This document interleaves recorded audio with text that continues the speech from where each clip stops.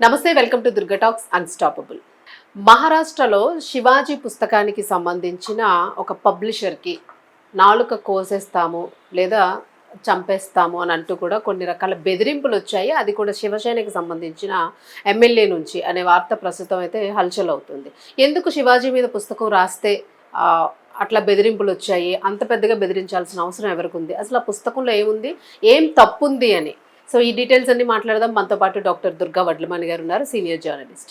నమస్తే మ్యామ్. నమస్తే అండి. మ్యామ్, శివాజీ గారి పుస్తకం అంటే ఛత్రపతి శివాజీ అని మనందరికీ చిన్నప్పటి నుంచి చదువుకున్నప్పుడు కూడా శివాజీ అంటే ఎవరో అందరికీ పేర్లు ఉంటాయి, కానీ ఛత్రపతి శివాజీ అంటేనే మనకు తెలుస్తుంది. సో శివాజీ గారికి సంబంధించిన పుస్తకం మీద అపరచన ఒక పబ్లిషర్కి బెదిరింపులు వచ్చాయి అని. సో అంటే అసలు రీజన్ ఏంటి యాక్చువల్గాను, ఎందుకు అంత బెదిరించాల్సిన అవసరం ఏముంది, ఇప్పుడు దీని మీద ఏమైనా కేసు ఫైల్ అయిందా? మీరు అన్నట్టుగా శివాజీ అంటే ఏదో సినిమా పేరు అనుకుంటున్నాను. ఉమ్, ఛత్రపతి శివాజీ అంటేనే మనకి ఆ గాంభీర్యం కానీ ఆ ఛత్రపతి శివాజీ మన కళ్ళ ముందు ఉంటారు.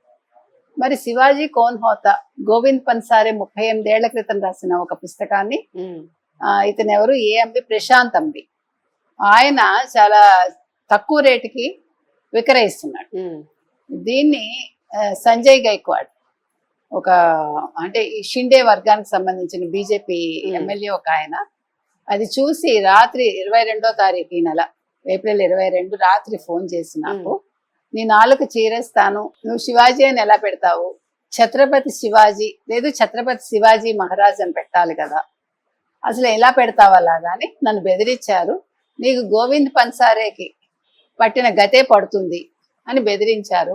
దాంతో నేను నా కుటుంబ సభ్యులు భయపడ్డామని ఆయన చెప్పడం జరిగింది. అయితే గోవింద్ పన్సారే ఆయన సడన్ గా వాకింగ్కి వెళ్ళి హత్యకు గురయ్యాడు. అయితే ఇక్కడ బెదిరించడం తప్పంటాం కానీ ఇప్పుడు సంజయ్ గైక్వాడ్ ఏమన్నారు, వాయిస్ నాదే కానీ దాన్ని మోడిఫై చేశారు అంటున్నాడు, ఎడిట్ చేశారు, నేను మాట్లాడింది నేను బెదిరించలేదు, కాకపోతే నేను పేరు పెట్టాలని చెప్పాను అని ఒప్పుకున్నాను. నేనేమంటానంటే అసలు మీరు ఎందుకు ఇలాంటి పుస్తకాలు ప్రచురిస్తారు?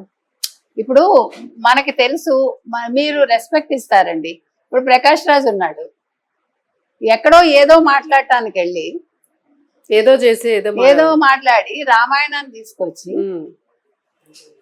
చూడడానికి వెళ్ళి ఇల్లు తగలబెట్టినట్టు ఉంది. అంతే కదా, అసలు నీకు సంబంధం ఏంటి? ఏంటి ఒక జిఎస్టీయా పళ్ళ ఎంత దిగజార్చావు రామాయణాన్ని నువ్వు? అవును, మీకెందుకు అసలు? మీకు మాట్లాడాలంటే ఒక ముస్లిం గ్రంథం మీద మాట్లాడి దమ్ముంటే నీకు, లేదు బైబిల్ మీద మాట్లాడు.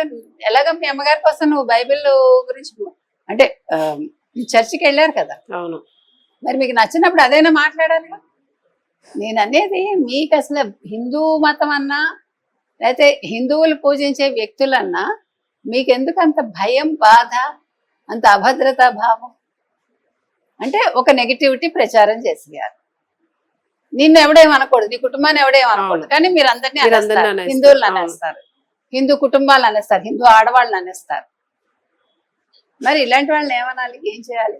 అవును. ఇవాళ శివాజీ గురించి అసలు పుస్తకం ఇవాళ కొత్తగా వేయడం ఎందుకు? 38 ఏళ్ల క్రితం రాసిన పుస్తకాన్ని ఇప్పుడు నువ్వు కావాలని కదా తక్కువకి అమ్ముతున్నావు దాన్ని. అంటే శివాజీని తక్కువ చేసి చూపించాలి.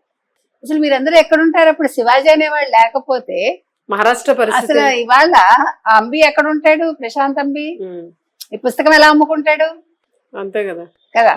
కాబట్టి ఇవాళ అదే సంజయ్ గైక్వాడ్ అడిగింది కరెక్టే, ఆయన తిట్టే మాత్రం తప్పు, తిట్టకపోతే అది ఒప్పే. అవును. కాబట్టి ఎవరిని కూడా బెదిరింపుదారులకు వెళ్ళకండి. థ్రెట్ ఉంది అని అంటున్నాడు ఆయన, నిజంగానే మరి ఆ థ్రెట్ అది మీరు వెంటనే దాని మీద ఫడ్నవీస్ ని అడుగుతోంది, మీరు దీని మీద విచారణ జరిపించండి. కాంగ్రెస్ వాళ్ళు ఏమన్నా పర్వాలా, ఎవరు ఖర్గే కూడా అన్నారు కదా మోదీని, అలాంటివి తప్పు ఉండవు.